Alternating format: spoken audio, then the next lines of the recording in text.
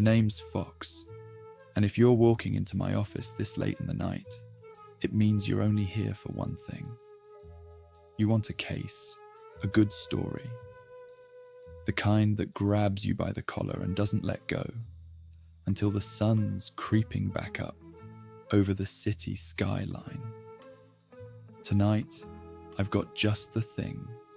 We're going to take a trip down the shady alleyways of the city that never sleeps, through the smoky haze of a case that's got all the hallmarks of a classic. Danger, mystery, and characters who live on the edge, where the line between right and wrong is always blurred. It's a story that reminds you why you keep coming back, even when the stakes are high and the risks are higher. So grab a seat, pour yourself a stiff drink if that's your style, and let's dive into a world where every shadow hides a secret and every choice has a price. And if you feel like tossing a coin in the tip jar, it'll help keep the lights in this detective's office running and make sure the stories keep flowing. Let's get started. The city's waiting. Now listen up. Before we dive into this, you gotta do me a favor. Take a step back, alright? The city's got a way of gnawing at you, making you tense. And I can't have that in my office. Messes with the ambience, you know? So here's what you're gonna do. Go outside. Let that cool night air hit you. Take a deep breath, like the first drag of a cigarette. Let it fill your lungs and let all that tension just drift away. We're about to take a little trip, see? Back to a time when the city was just as rough, just as tough. Picture it. New York in the 50s. Shadows crawling up brick walls. The neon lights flickering like they're winking at you. And the scent of rain-soaked concrete in the air. Listen to the rumble of a distant subway. The clatter of footsteps on wet sidewalks. Lose yourself in the murmur of a late-night jazz tune, sneaking out from a smoky bar. It's all there, waiting for you to soak it in.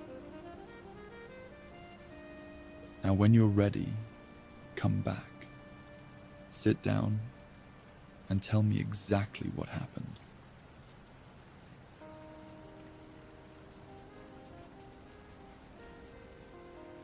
Charlie Bennett slouched at his desk, the leather creaking beneath him as he leaned back, letting the darkness of his office settle around him like an old, familiar coat.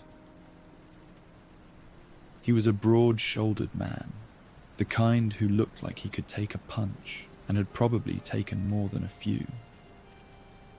His hair, a messy mop of dark brown shot through with silver, was overdue for a cut, and his stubble had crossed the line into something rougher. His suit, once sharp, now hung loose on his frame, the fabric rumpled and worn thin at the elbows, as tired as the man wearing it. His hazel eyes were bloodshot, ringed with shadows that told the story of too many sleepless nights. And the cigarette tucked between his fingers was more ash than tobacco. The place was a dump, just like him. Paint peeling off the walls, a ceiling fan that creaked more than it spun, and the stale scent of cheap alcohol clinging to the air like a bad memory. The blinds were half drawn, letting in slivers of the city's neon glow, but mostly they kept the world outside at bay. The frosted glass window of his door, with P.I. Charlie Bennett etched in fading letters, was cracked, hardly offering any privacy or protection.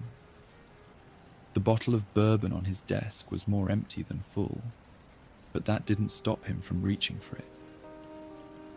As he tipped it back, the phone rang, loud and jarring in the quiet. He let it go for a few rings, considering whether he could be bothered, but old habits die hard. Finally, he picked up the receiver, his voice a gravelly rasp. "Bennett," he muttered, not expecting much from the other end. "Charlie, it's Ray." The voice was from a time before things went to hell. Ray Donovan, a cop Charlie used to run with back in the day, when he still believed in things like right and wrong.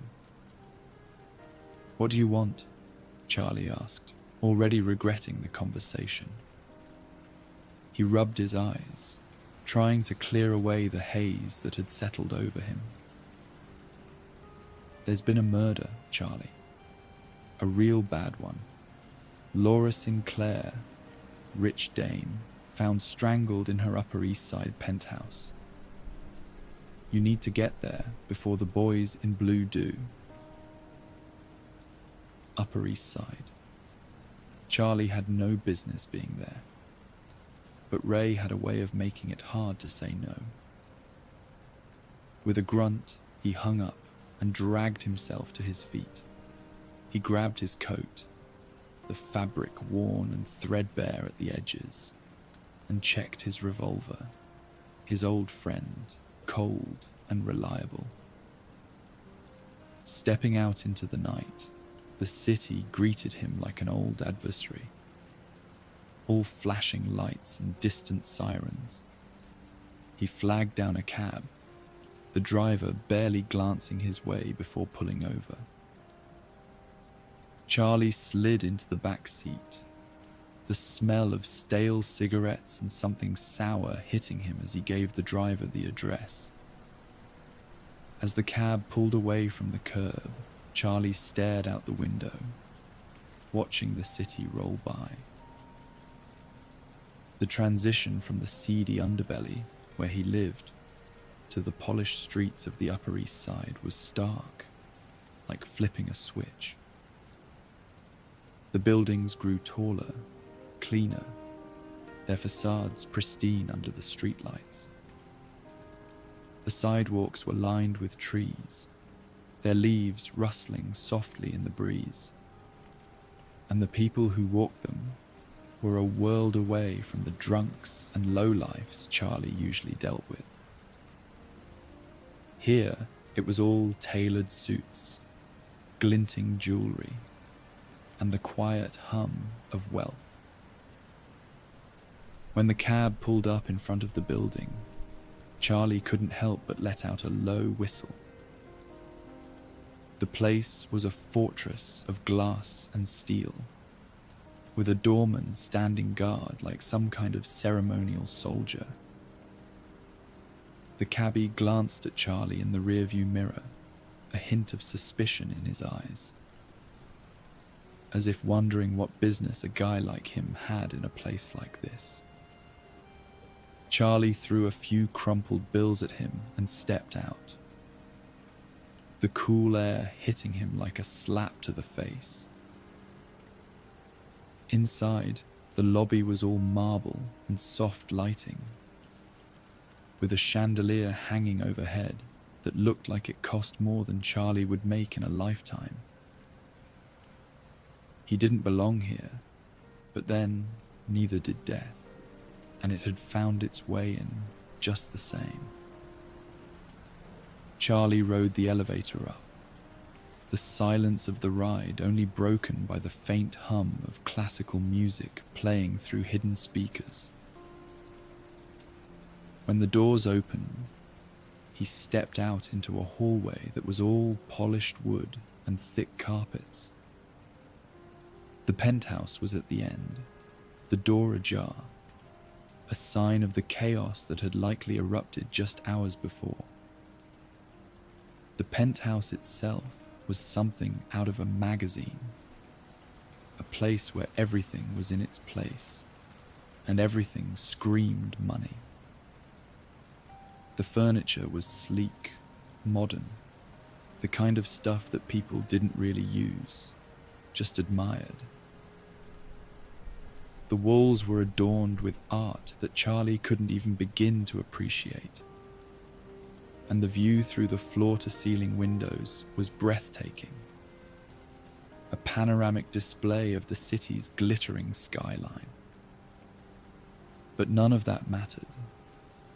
What mattered was the wine-stained carpet, the dark red pooling under the body of Laura Sinclair, like blood from a wound. Charlie stepped closer, his eyes narrowing as he took in the scene. Laura was sprawled out on the floor, and a glass lay nearby, empty, the lipstick-stained rim a silent witness to the last moments of her life. On the chair beside him, a silk tie lay discarded, like something out of a bad movie. Charlie crouched down, picking it up with gloved fingers. It was smooth, expensive, a Bellamy Silks, a brand that catered to the kind of people who lived in places like this. It wasn't the sort of thing you'd find just anywhere, and that made it important. He examined the body, but it didn't tell him anything he didn't already know. Charlie continued to search the apartment, taking his time with every detail. A life lived in luxury, now reduced to a crime scene. It wasn't until he rifled through a stack of magazines on the coffee table that he found something interesting. A small, leather-bound journal, well worn, the pages filled with neat, delicate handwriting. In the back, folded between the pages, was a letter. Lay low, it read in flowing script. Soon we'll be out of here, together, like we always dreamed. VH. Charlie frowned, turning the letter over in his hands. VH. Two initials that meant nothing to him, but everything to someone else. This was the first real clue, but it raised more questions than it answered. After some time spent searching, Charlie had all he was going to get. The penthouse had given up its secrets, but they were few and far between. He stepped back into the hallway and lit a cigarette. The smoke curled up into the ceiling, and Charlie watched it dissipate, just like the answers he was looking for. He didn't have much, but he had enough to know that this case was going to drag him through the muck. And the Upper East Side was just the beginning. He needed to talk to someone who might have seen or heard something. The building's residents were likely all well-to-do, the kind who kept to themselves. But in a place like this, secrets had a way of coming out. He started with the neighbor directly across the hall. The door was old and heavy, the kind that didn't open easily unless you were expected. He knocked, the sound echoing in the quiet hallway, and waited. After a moment, the door creaked open, revealing a man who looked like he'd just rolled out of bed. Disheveled, unshaven, and with the distinct odor of booze clinging to him. His shirt was rumpled, hanging off him like it had given up trying to stay neat. "Yeah?" the man slurred, blinking blearily at Charlie. "Charlie Bennett," he said, flashing his old agency card. It wasn't good for much these days, but it still carried some weight. I'm looking into what happened to your neighbor, Laura Sinclair. The man blinked again, processing the information slowly. You a cop? Not a cop, Charlie replied, keeping his tone neutral, just trying to get some answers. The man leaned against the doorframe, running a hand through his greasy, messy hair.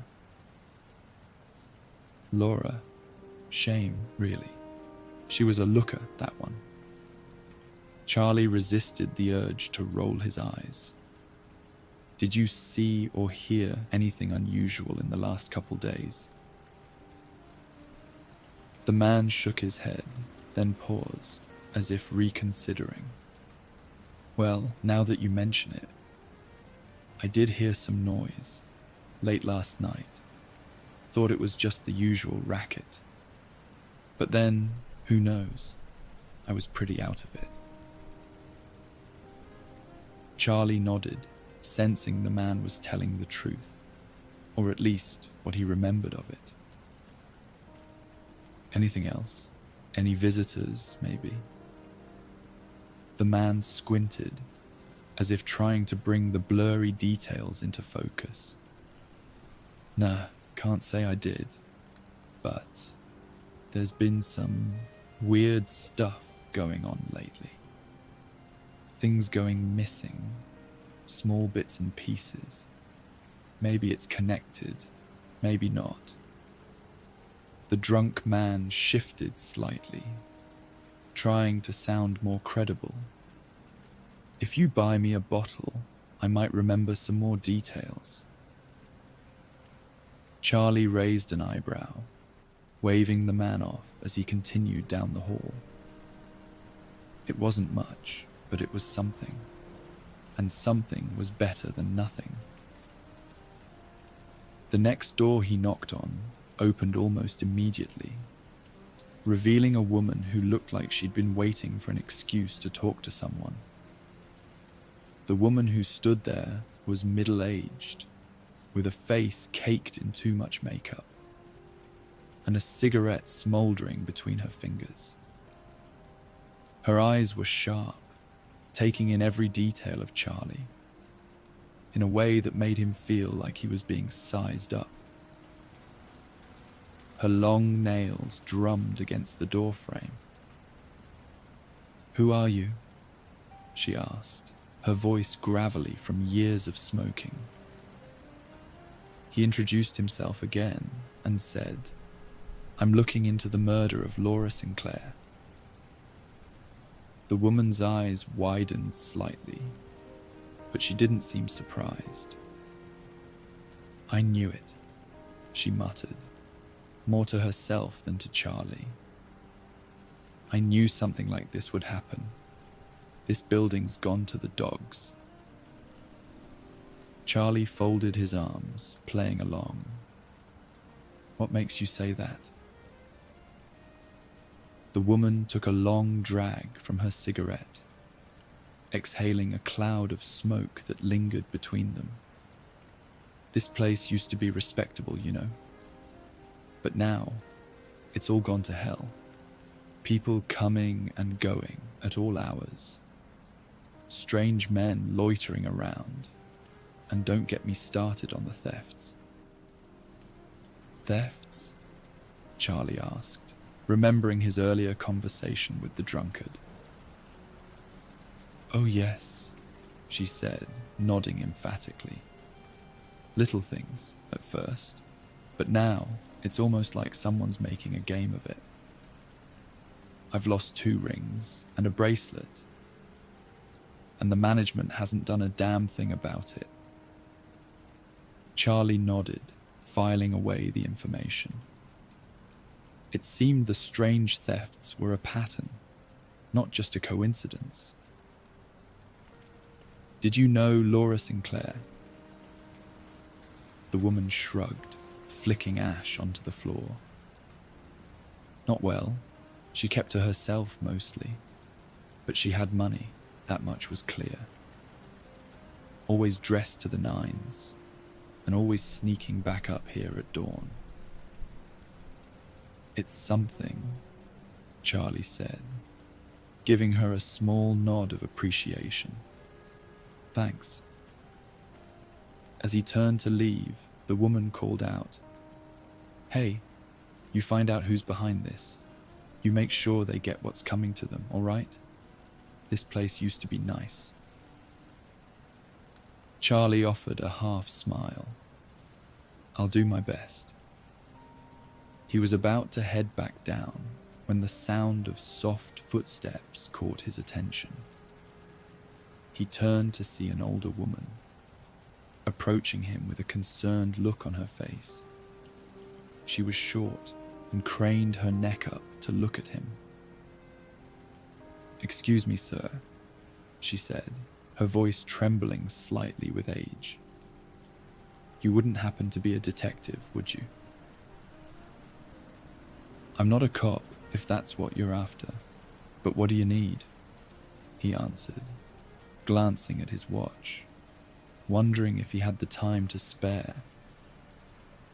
The woman grabbed his arm, her grip surprisingly strong for her age, and walked him back down the hallway as she spoke. "It's my cat, Valentino. He's gone missing. A beautiful Persian, white as snow. He's not been around for a couple days now, and I'm worried something's happened to him." Charlie sighed. The last thing he needed was to go on a wild goose chase for some old broad for free. But he had no concrete leads on the Sinclair case, and he'd always had a soft spot for animals. Charlie followed her to her apartment. It was richly decorated, with plush carpets, expensive furniture, and an air of refinement that spoke to old money. The cat's room, as she called it, was more lavish than most people's living quarters. A plush cushion in the corner, toys scattered about, and a small chandelier hanging from the ceiling. Predictably, he couldn't find anything in the woman's apartment. Feeling stumped for the second time that night, he decided he needed a breather. As Charlie stepped onto the balcony for a smoke, the city spread out below him. A sea of lights and distant noise. His silver lighter clicked open, its flame flaring briefly in the darkness before settling into a steady burn. He brought the cigarette to his lips, the end catching fire with a soft crackle as he took a drag. It was then that he caught a whiff of something odd, something fishy, literally. The smell was strong, wafting up from below, and it didn't belong in this posh part of town. Charlie leaned over the railing, scanning the street below. A French restaurant, a bit run down compared to its surroundings, was closing up for the night. The owner, a stocky man with a bushy mustache, was stepping out the back door, holding a bowl of something that looked like pâté. Charlie watched as the man placed the bowl down by the steps and headed back inside.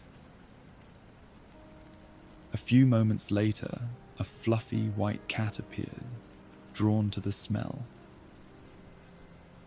Charlie couldn't help but smile as he realized he'd found Valentino. He made his way down to the alley and gently picked up the cat, who purred contentedly as Charlie scratched behind his ears. Back in the old lady's apartment, Charlie handed over the cat, who immediately curled up on his plush cushion as if nothing had happened. "Looks like Valentino's got a taste for the finer things," Charlie said dryly, watching the cat settle in. The woman beamed, overjoyed to have her pet back. "Thank you so much, Mr. Bennett. Would you care for a cup of tea as a thank you?" Charlie declined politely, glancing around the room. That's when he noticed something odd, small items scattered around that seemed out of place. A fancy cigarette case, a pair of cufflinks, even a bracelet. Most of them matched the descriptions of the items the neighbors had mentioned as missing. Charlie smirked, bending down to pet Valentino one last time. "So you're the little thief?" he murmured, amused. But his hand froze when he noticed the initials on the cigarette case. LS, Laura Sinclair. He slipped the case into his pocket, his mind spinning like the city at midnight. The logo etched on its surface, a blooming black dahlia, belonged to one of the hottest joints in town. The kind of place where secrets were poured as freely as the drinks. He finally had a lead, a thread to pull on, and maybe, just maybe, it would unravel the whole mess. The night had wrapped its cold fingers around the city by the time Charlie Bennett trudged back to his office. The familiar creak of the wooden floor greeted him as he pushed the door with the frosted glass window open. It wasn't much, but it was home, or at least the closest thing he had to one. He tossed his coat over the back of his chair and dropped the cigarette case onto the desk. The Black Dahlia. Charlie had heard whispers about the place, a nightclub that catered to the elite, the type of people he didn't know much about and wanted to know even less. Charlie knew he needed more information, and there was only one person he trusted to help him get it. He'd call Ray tomorrow, but right now, sleep had its hooks in him, dragging him down into the murky depth. The couch groaned as he collapsed onto it, the rough fabric scratching at his skin, but it didn't matter.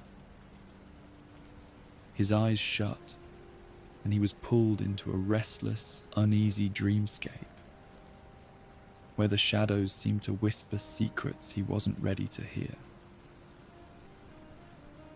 Charlie woke with a start, the sunlight streaming in through the cracked blinds, cutting through the haze in his head. He rubbed his eyes, trying to shake off the remnants of sleep. The clock on the wall ticked away quietly, and he squinted at it, trying to make out the time. noon.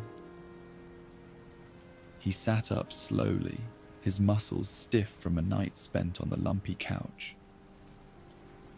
The room was bathed in the harsh light of day, making everything look even more run down than it usually did. He needed coffee badly, but first he needed to make a call. He dragged himself over to the desk and picked up the receiver, dialing Ray Donovan's number. The phone rang twice before Ray answered, his voice rough from too many late nights on the job. "Charlie, how'd it go?" Charlie leaned back in his chair, lighting a cigarette.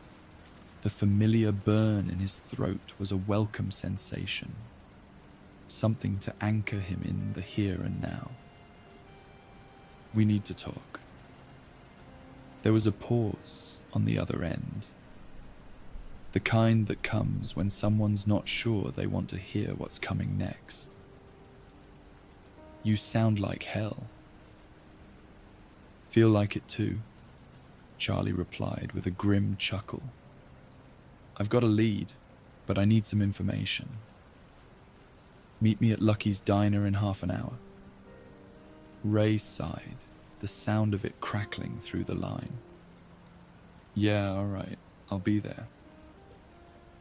Charlie hung up and took a moment to gather himself. He wasn't in any shape to be chasing down leads, but he didn't have the luxury of waiting. The city didn't stop just because he was tired, and neither could he. After splashing some water on his face in the small, dingy bathroom at the back of the office, Charlie grabbed his coat and headed out. The streets were alive again, people going about their business, oblivious to the darkness that lurked just beneath the surface. But Charlie saw it, felt it in the way the shadows clung to the corners, in the way the city seemed to breathe with a life of its own. Lucky's Diner was a haven of normalcy in the city, its chrome trim and neon sign giving it a certain charm that somehow managed to survive the city's relentless march forward. The familiar scent of frying bacon and coffee hit Charlie as soon as he pushed open the door. The checkered floors were scuffed from years of footsteps, and the red vinyl booths had seen better days.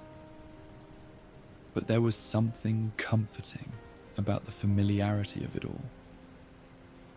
It was busy, filled with the lunchtime crowd, office workers, blue-collar guys on break, and the occasional cop grabbing a quick bite. Charlie spotted Ray in their usual booth, a cup of coffee already in front of him. Ray Donovan was a big guy, built like a linebacker, with a square jaw and eyes that had seen too much. His dark hair was streaked with grey, and there were new lines on his face that hadn't been there the last time they'd met. He was a guy who still believed in some semblance of honor, in an institution that had long since lost its moral compass. Charlie slid into the booth across from him, nodding a greeting as he picked up the menu. The waitress, a woman named Doris, who'd been working at Lucky's since forever, came over with a pot of coffee. "What'll it be, hun?" she asked, her tone friendly but distracted by the lunchtime rush. "Coffee, black," Charlie said, setting the menu aside. "And a piece of apple pie." The waitress nodded and poured him a cup, before heading off to another table. Charlie took a long sip, letting the bitter liquid wake him up the rest of the way. He pulled the cigarette case from his pocket and slid it across the table to Ray. "Found this in the dame's neighbor's apartment," Charlie said, wrapping his hands around the warm mug. The cat swiped it. "Look at the engraving." Ray picked up the case, his brow furrowing as he examined it. "The Black Dahlia. Haven't heard that name in a while." Charlie looked around, then dropped his voice lower. "I need to know who runs the place. What's going on there?" Ray set the case down, his expression serious. "I've heard enough to know it's bad news. The boys on the force look the other way, don't like when the name's brought up, especially not without evidence." Charlie nodded, already suspecting as much. Laura Sinclair was strangled with a silk tie. Bellamy silks, top-tier stuff. I need to know who she was involved with and who's behind this. Doris walked over and slid the plate of apple pie in front of him, setting it down. Charlie dug in, letting the sweet taste distract him, if only for a moment. Ray sighed, rubbing a hand over his stubbled jaw. I know a guy, Jimmy the Rat Marconi. He's a low-life informant, but he's got his ear to the ground. Works for some of the big players. So if anyone knows what's going on, it's him. Charlie took another sip of his coffee, letting the information sink in. Where can I find him? Ray leaned in, grabbing a forkful of pie, despite Charlie's protest. Last I heard, he was hanging around an alleyway near the Brass Knuckle. It's a dive bar on the edge of town. Jimmy's not the type to talk easy, and the people he's involved with don't like loose ends. Charlie finished off his meal and tossed a few bills onto the table. I'll get him to talk. It was raining as they made their way through the city, moving from the more respectable parts to the shady underbelly, where crime and desperation lurked around every corner. The alleyways grew narrower, the buildings more run down, and the people they passed less inclined to make eye contact. They kept their wallets close, knowing full well that the streets here had a way of taking what wasn't nailed down. The alley near the Brass Knuckle was a place where the city's filth collected. A dark, narrow stretch of pavement that smelled of garbage and something rotting. The neon lights flickered overhead, bathing the cracked asphalt with an eerie, sickly glow. It was the kind of place that made your skin crawl and your hand itch for the gun tucked away in your coat. As they moved deeper into the alley, they passed a woman leaning against the wall, her heavy makeup smeared and her clothes a little too tight. She gave them a once-over, her lips curling into a suggestive smile. Charlie shook his head preemptively, pushing past. The woman shrugged, losing interest as they continued down the alley. Ray led the way, his eyes scanning the shadows for any sign of their target. They found Jimmy the Rat Marconi at the far end, hunched over in the middle of some shady deal. The moment he saw them, his eyes widened, and he muttered a curse under his breath before making a break for it. "Damn it, Jimmy," Ray shouted as they both took off after him.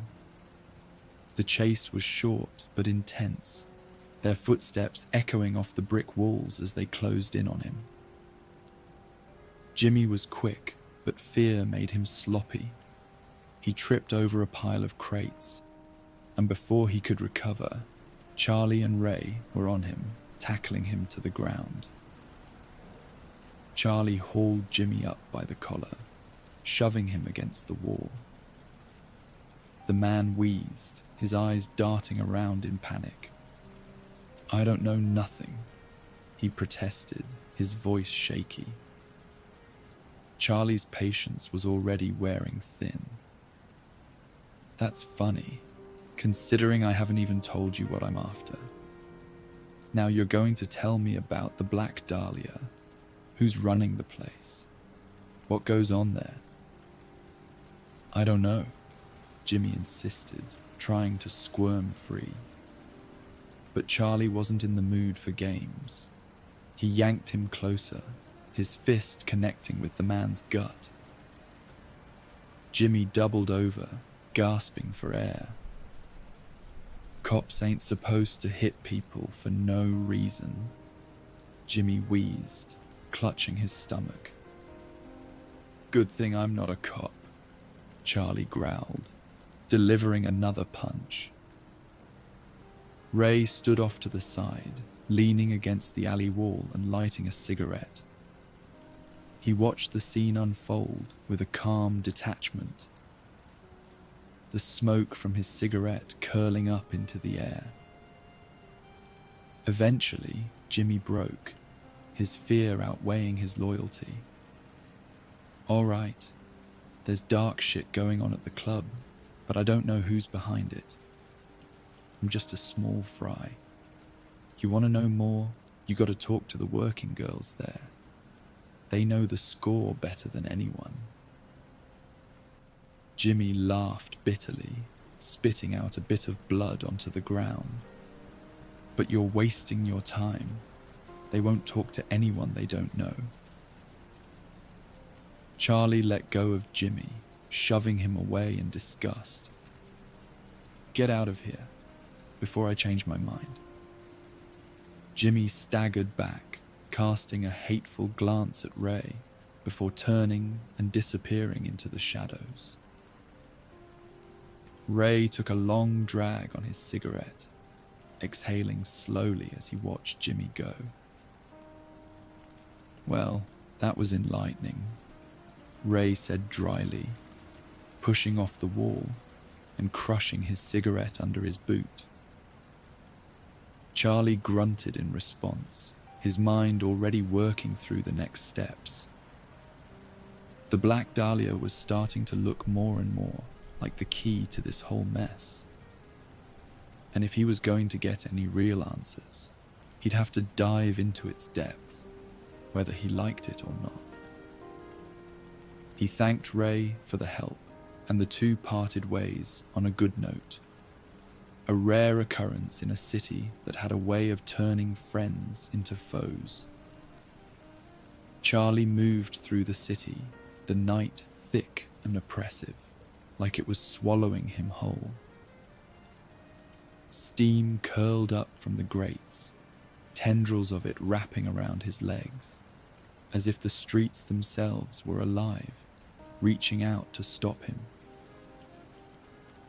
The rain had left everything slick, the pavement gleaming under the dim streetlights. Cars rumbled by, their headlights cutting through the fog. But they were just shapes, barely there, part of the city's illusion. The exterior of the Black Dahlia was understated, too understated. The sort that didn't need to advertise what it was, because the people who mattered already knew. Charlie slipped inside, his coat pulled tight against the chill in the air, his senses immediately assaulted by the smell of cigars and expensive perfume. The interior was a world apart from the outside, plush, decadent, with low lighting that made everything feel just a little bit more dangerous. He moved through the crowd inconspicuously.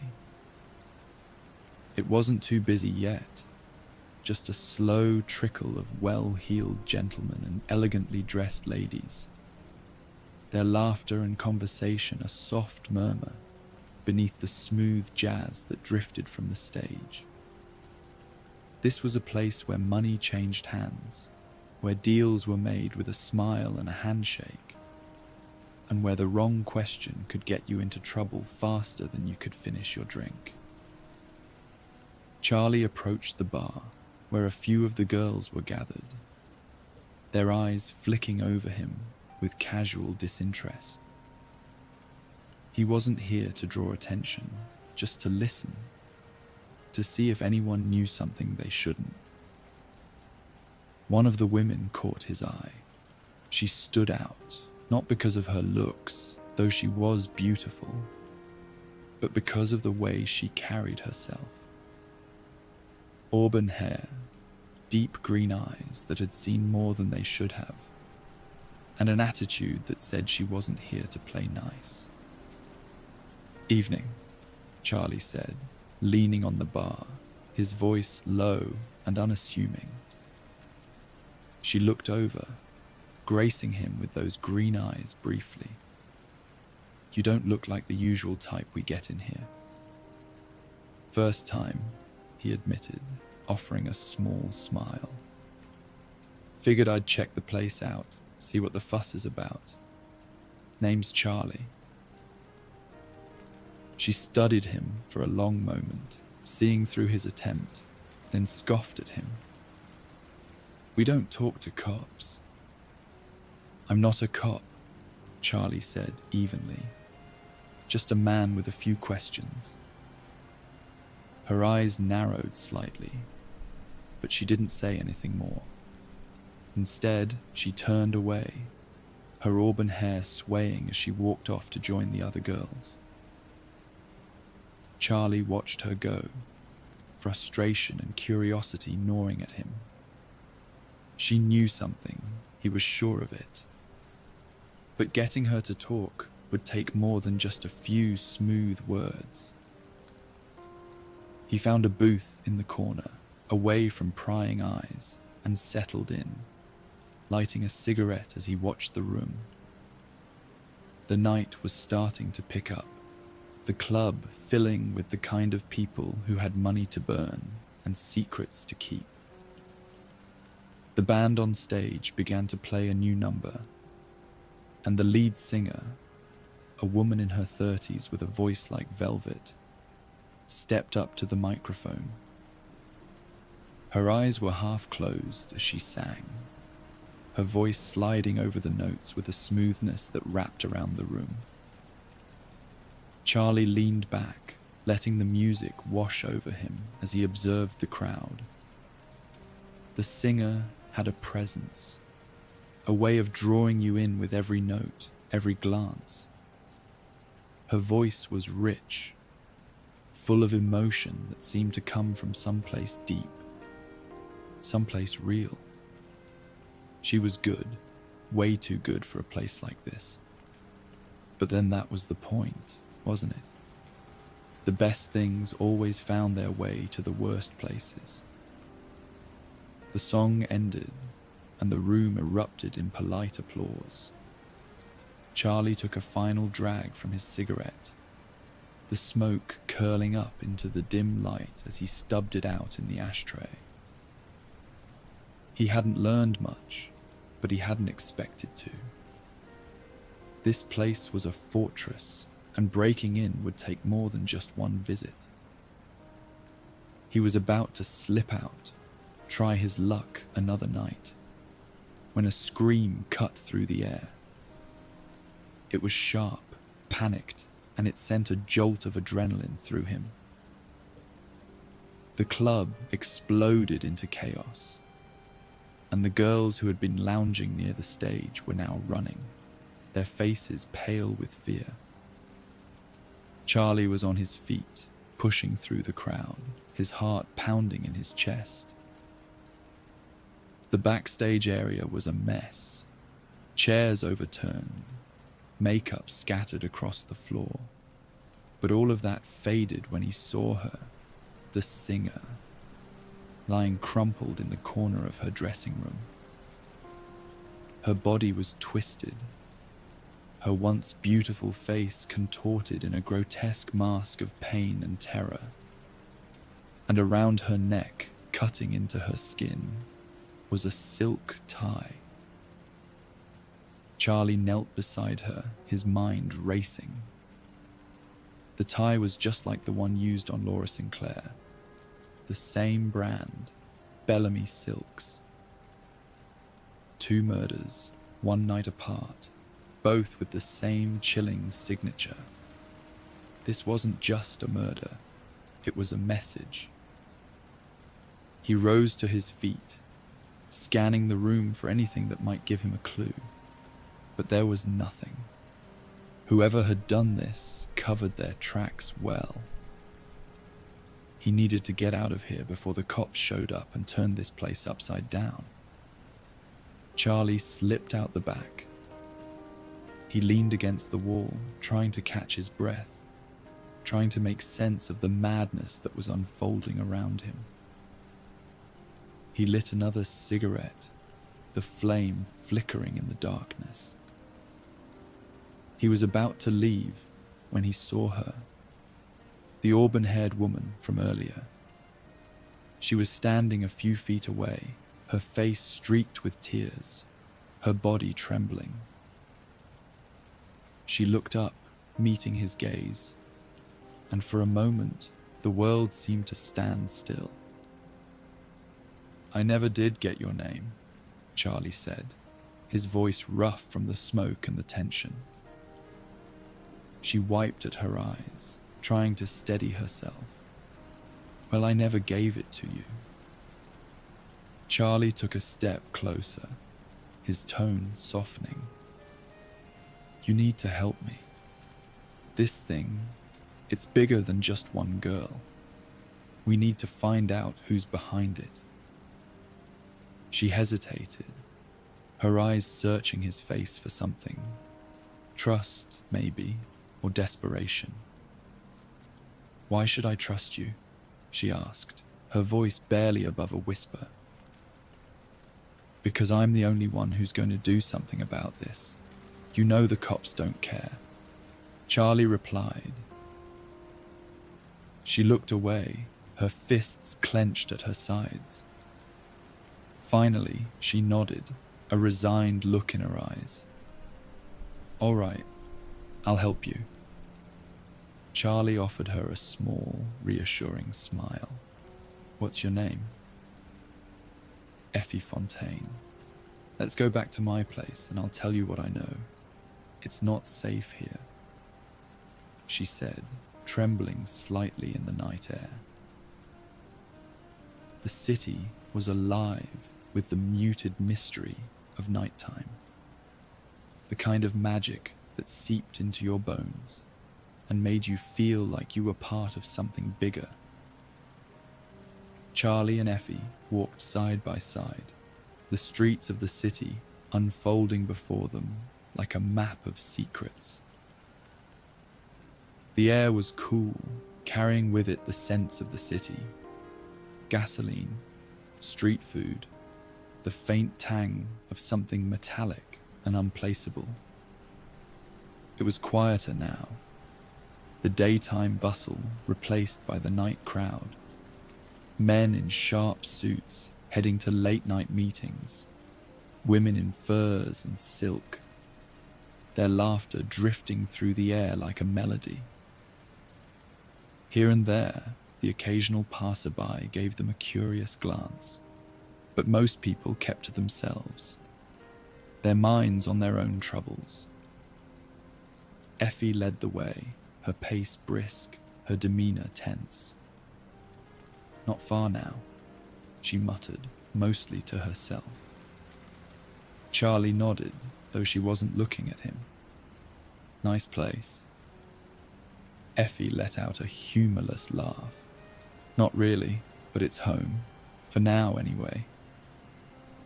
They turned down a narrow side street, the kind of street that most people wouldn't even notice if they weren't looking for it. The buildings here were older, more run down, with faded signs hanging above doorways and chipped paint on the walls. A cat slunk by, its eyes shining warily as it disappeared into the shadows.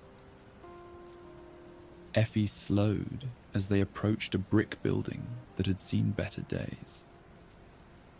The fire escape clung to the side like a metal skeleton, rusted in places but still sturdy enough to climb. She paused, glancing up at the darkened windows. "We're going up this way," she said, nodding towards the fire escape. "Landlord's a creep and I'm behind on rent. If he sees me coming in, he'll find some excuse to try and talk to me." Charlie raised an eyebrow but didn't argue. "Lead the way." Effie grabbed hold of the ladder, her movements quick and practiced. Charlie followed, the metal creaking slightly under their weight. The climb wasn't long, just a couple of stories. But by the time they reached the top, Charlie could feel the burn in his muscles. Effie pushed open a window, climbing through into a small, dimly lit apartment. It was modest, to say the least. One room that served as a living area, kitchen and bedroom, with mismatched furniture and discarded boxes of takeout. A single lamp cast a golden glow over everything, making it feel almost cozy despite the obvious signs of neglect. "Sorry about the mess," Effie said, brushing off some dust from a chair before offering it to Charlie. "Like I said, it's not much." He took the chair, settling into it with a grateful sigh. "I'm in no position to complain. My place makes this look like a fancy hotel suite." Effie busied herself at a small counter, pouring 2 drinks from a half-empty bottle of whiskey. "I don't usually bring strangers home," she said, handing him a glass. "But you don't seem like the type who'd cause trouble." Charlie took a sip, the burn of the whiskey warming him from the inside out. "Thanks." Effie leaned against the counter, her gaze distant for a moment.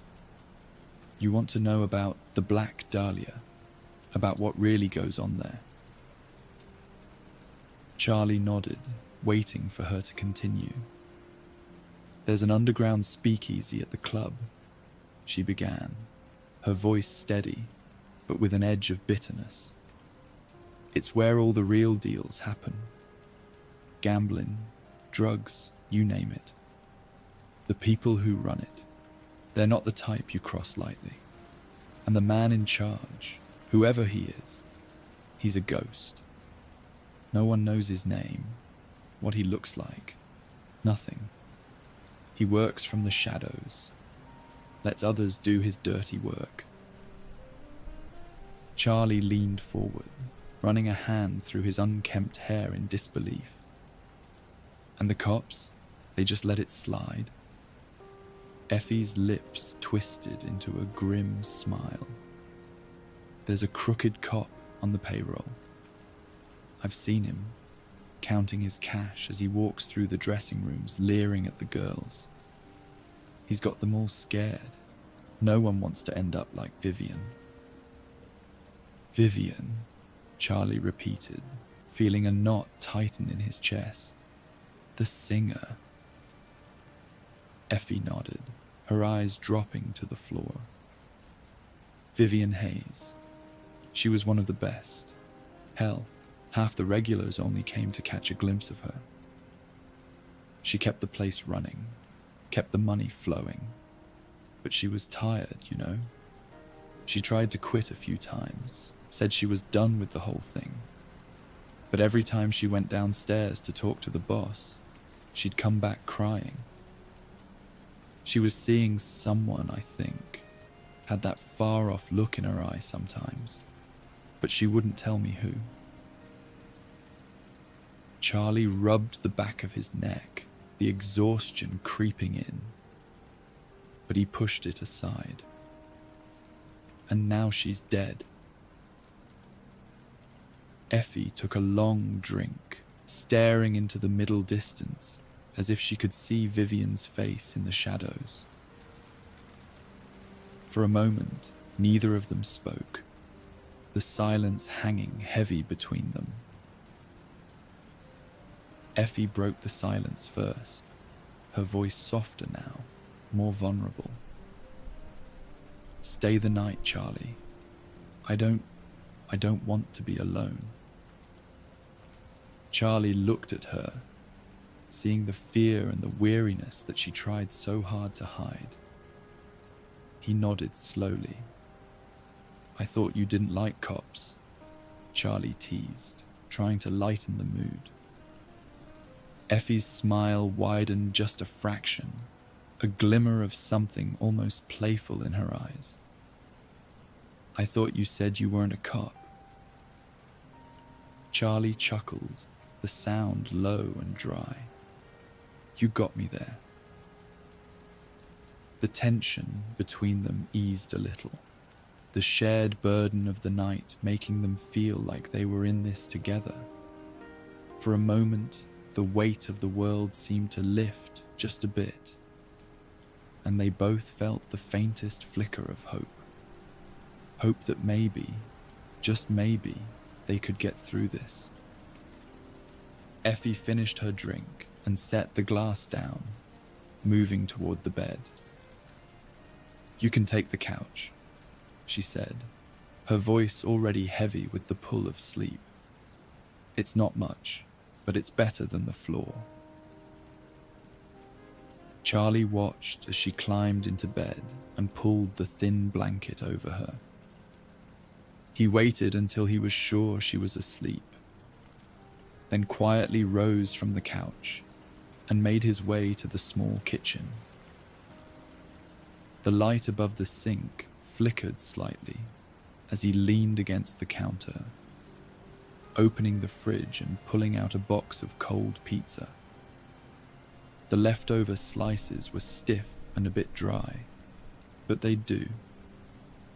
He grabbed a piece, took a bite, and let the bland taste fill the empty spot in his stomach.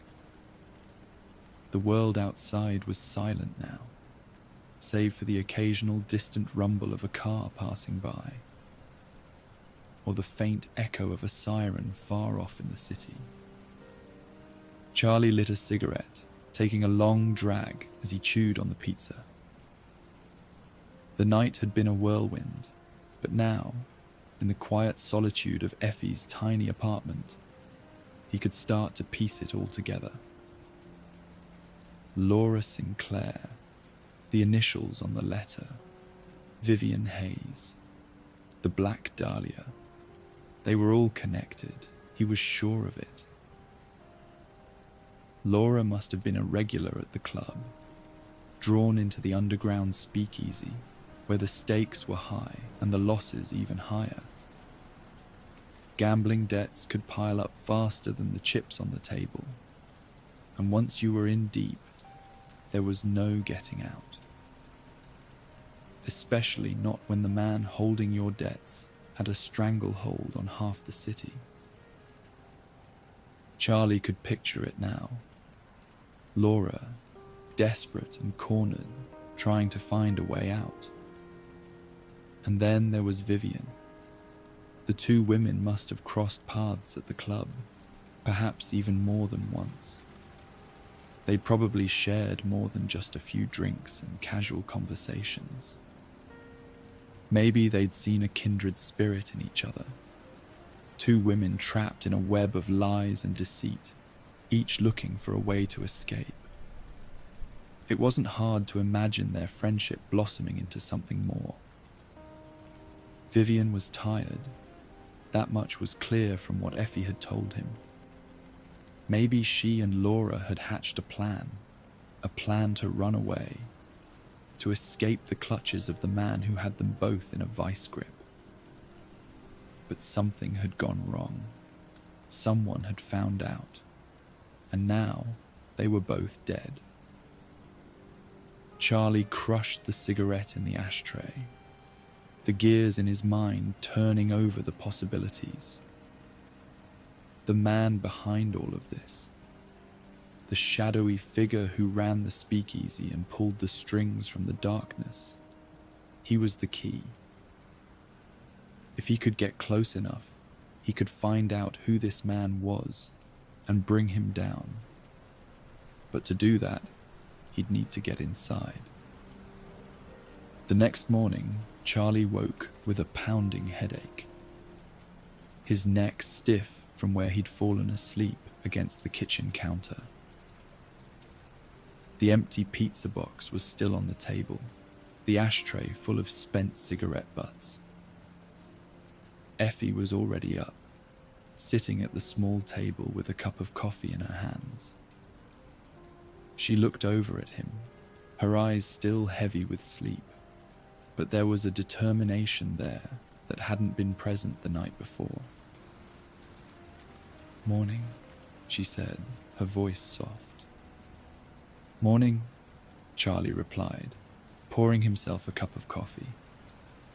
"I need a favor, Effie." Effie looked at him warily, setting her cup down. What kind of favor? Charlie took a deep breath, choosing his words carefully. I need to get into the speakeasy at the Black Dahlia, disguised as a bartender. Effie's eyes widened and she shook her head, the fear flashing across her face. Charlie, that's dangerous. If they find out who you are, what you're doing. I know, Charlie interrupted gently.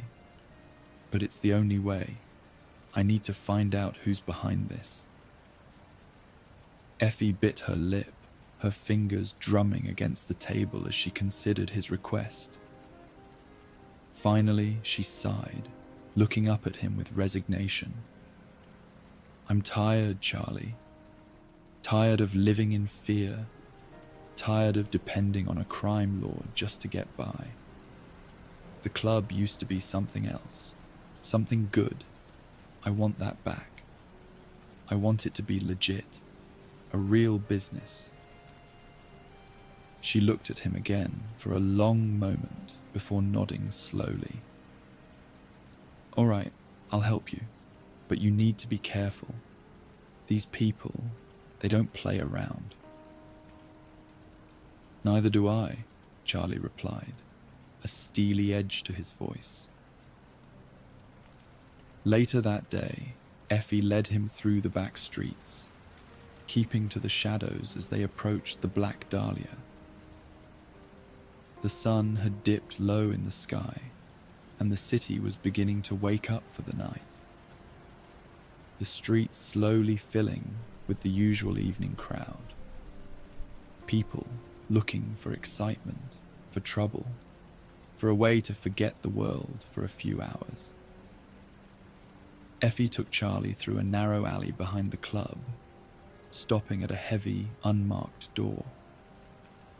She knocked 3 times, and the door creaked open. A burly man with a scar across his cheek peered out, his eyes narrowing at the sight of Charlie. This him? The man grunted. Yeah, he's good, Effie replied smoothly, her voice carrying an authority that Charlie hadn't heard before. He's here to help out tonight. The man eyed Charlie for a moment longer before stepping aside, allowing them both to enter. The door closed behind them with a heavy thud, and they were plunged into a long hallway. The sound of muffled music and laughter echoed through the walls, growing louder as they made their way deeper into the club. Effie led Charlie through a maze of corridors, past rooms where the real business of the Black Dahlia took place. Rooms filled with card games, dice, and whispered deals that could make or break a man. The sharp scent of expensive liquor infused the air, a heady mix that seemed to pulse with the heartbeat of the club itself. Finally, they reached the speakeasy, a hidden room tucked away behind a false wall. It was a stark contrast to the rest of the club, smaller, more intimate, but just as luxurious. The bar was polished to a high shine, the bottles behind it reflecting the low light in 1,000 different shades of amber and gold. The patrons here were different too, sharper, more dangerous. These were the people who knew the game, who played for keeps. Effie handed Charlie a bartender's apron, her expression serious. Just keep your head down, serve the drinks, and listen. Don't do anything to draw attention. Charlie nodded, slipping the apron on and stepping behind the bar. The role came naturally. After all, a bartender was just another kind of listener. Someone who heard all the secrets people were too drunk or too arrogant to keep to themselves. As the night wore on, Charlie served drinks with relative ease, his ears open for any hint of the man he was after. He made small talk with the patrons, all while keeping an eye on the room, watching for anything that might give him a clue. He saw the flicker of nervous glances, the tight smiles that didn't reach the eyes, the way some men leaned in just a little too close when they spoke, as if they were afraid of being overheard. The money flowed freely, the liquor even more so. But there was an undercurrent of fear that no amount of alcohol could drown out. Charlie noticed the way the servers moved, the girls who worked the room with practiced grace. They weren't just serving drinks, they were watching, listening, taking note of every exchange, every whispered secret. They were part of the fabric of this place, and they knew more than they let on. Then there were the men who sat in the shadows, the ones who never raised their voices, who rarely moved. They were the ones who controlled the flow of the night, the ones who nodded or shook their heads to signal the end of a conversation, the closing of a deal. Charlie couldn't put names to faces yet, but he knew that these were the men who mattered, the ones who held the power.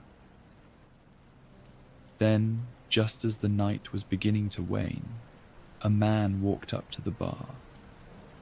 A man who commanded attention without saying a word.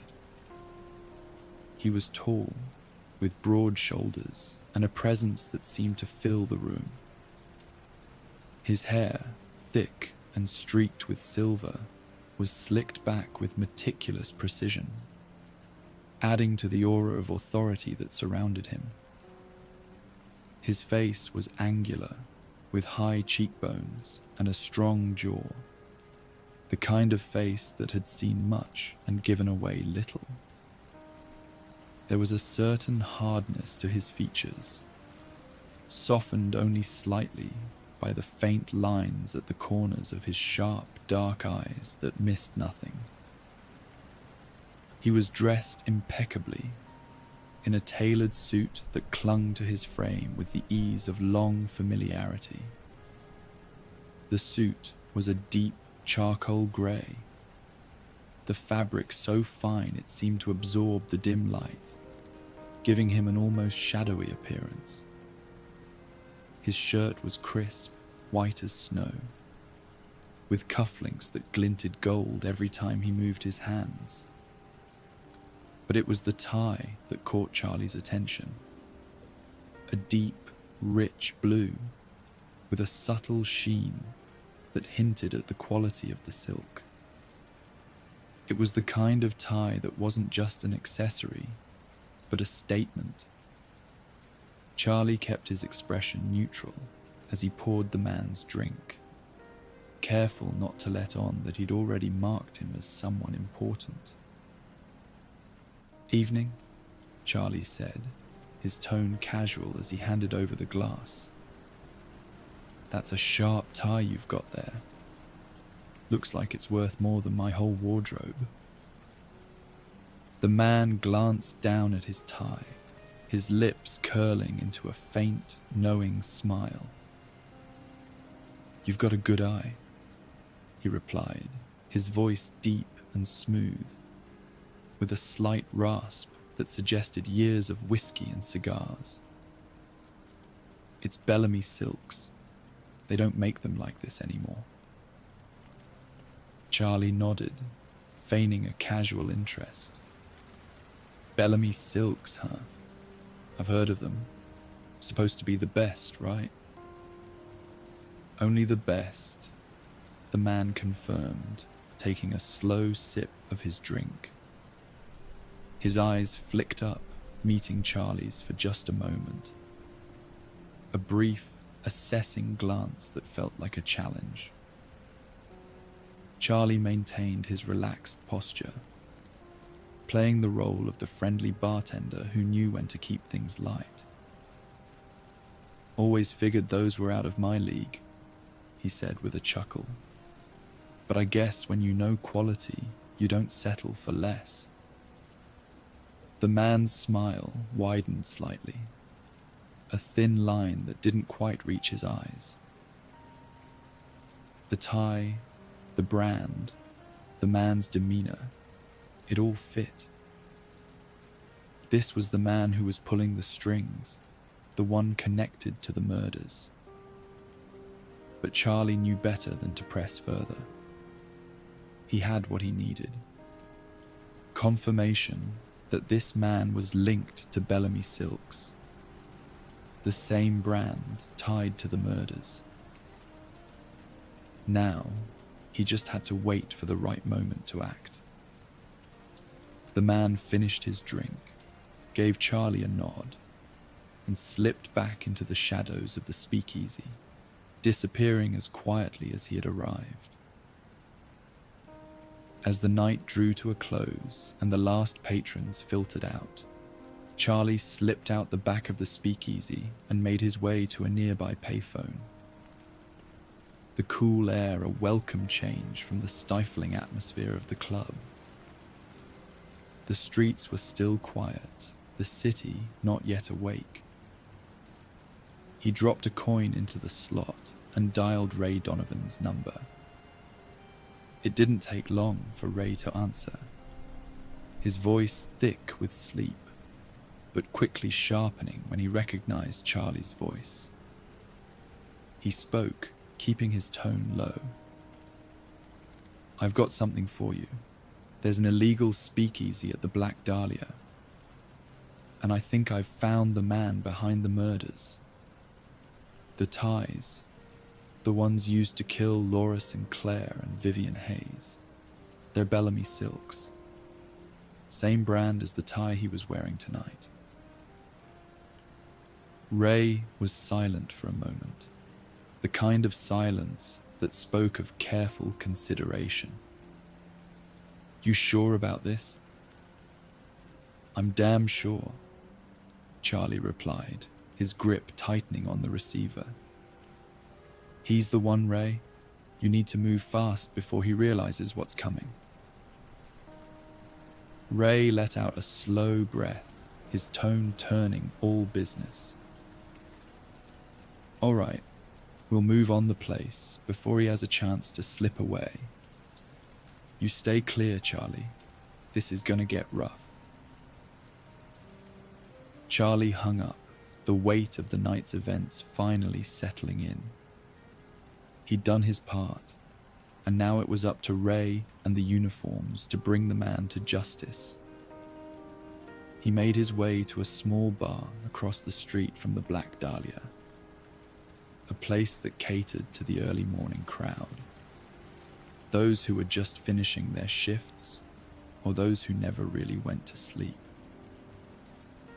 He ordered a whiskey, neat, and took a seat by the window, watching the entrance to the club. The minutes ticked by slowly, the first light of dawn creeping over the rooftops. And then, just as the sun began to rise, he saw them, Ray and his team, moving in with purpose. The raid was quick, a blur of movement and the sound of shouts echoing down the street. Charlie watched as the police stormed the club, breaking through the facade that had hidden so much darkness. He couldn't see the details from where he sat, but he didn't need to. He knew what was happening inside, knew that the man with the tie had finally met his match. When it was over, Charlie downed the rest of his whiskey and left a tip on the table. He stepped out into the morning light, the city around him stirring to life, the hum of traffic and the distant sound of voices filling the air. As he walked away, hands in the pockets of his coat, his thoughts drifted to Laura and Vivian. 2 women who had dared to hope for something better, who had taken the risk, even knowing the dangers. They hadn't made it, but their courage had brought down a man who had thought himself untouchable. The city was still the same, a place of shadows and secrets, where the powerful preyed on the weak, and where hope was a rare and fragile thing. But for now, Charlie allowed himself a moment of quiet satisfaction. He had made a difference, however small, in a city that rarely changed. He thought of Effie and how she had found the strength to help him, to stand up against the darkness. Maybe it was time to pay her a visit again, to see what could be rebuilt from the ashes of what they had torn down. And maybe, just maybe, there was still a glimmer of hope in this city, like the last drag of a cigarette, faint, fleeting, but real. And so, my friends, we close tonight's case and file it away. May your nights be calm, your drink strong, and your thoughts just a little bit lighter. Keep your wits about you and watch your back. This city's got a way of surprising you when you least expect it. Until next time, stay sharp and sleep well.